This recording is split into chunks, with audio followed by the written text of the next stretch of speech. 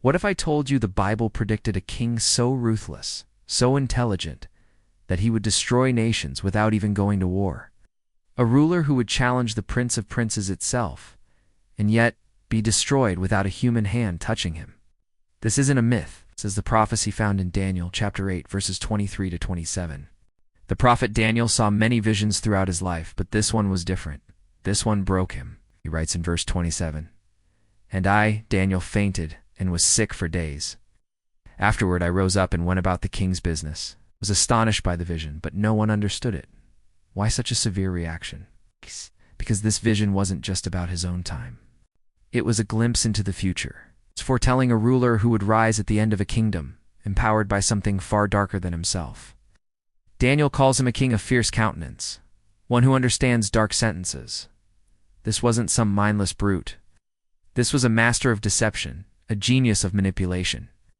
The text says he would rise, but not by his own power. He would destroy by peace, prosper through craft, and magnify himself in his own heart. He was a master of political maneuvering and psychological warfare. Think about that for a second. The prophecy says in verse 25, "And by peace shall destroy many." Not with massive armies clashing on a battlefield, not through a brutal invasion, but through peace. Through treaties, false promises, and lulling his enemies into a false sense of security. It's a chilling reminder that the most dangerous evil often doesn't arrive screaming. It arrives smiling, offering a helping hand. History confirms the identity of this king, a ruler who rose to power, outlawed the worship of God, desecrated the holy temple, and crushed God's people without a shred of mercy. But the scripture hints at something even deeper. This king was more than just a man. He was a pattern, a type, a forerunner of an even greater evil to come. Then Daniel reveals the true shock of the vision. Also in verse 25, he says, "This king will stand up against the Prince of Princes." This title, Prince of Princes, appears nowhere else in Scripture to describe a man. It's a title reserved for the divine. This earthly ruler has the audacity to challenge heaven itself. He elevates himself to the level of God, but the prophecy immediately gives the outcome. "Shall be broken without hand. No sword killed him. No army defeated him." His end came from a source beyond human power. God himself brought him down. It's a powerful lesson.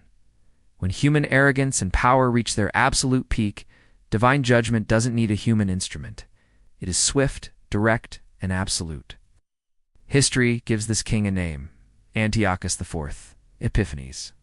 He ruled the Seleucid Empire from 175 to 164 BC.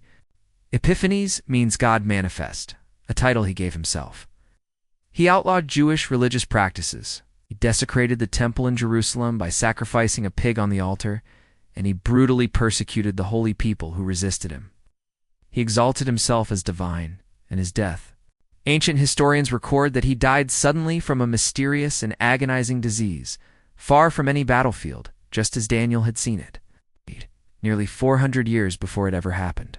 Daniel revealed it all in advance, a king rising through deception, a ruler empowered by a force beyond himself, a tyrant who destroys through the promise of peace, a man who dares to challenge the Prince of Princes. And the ultimate certainty, no power, no matter how great, survives the judgment of God. Empires fall, tyrants fade, but the Prince of Princes reigns forever. Thanks for watching. If this story fascinated you, please like and subscribe for more deep dives into history and prophecy.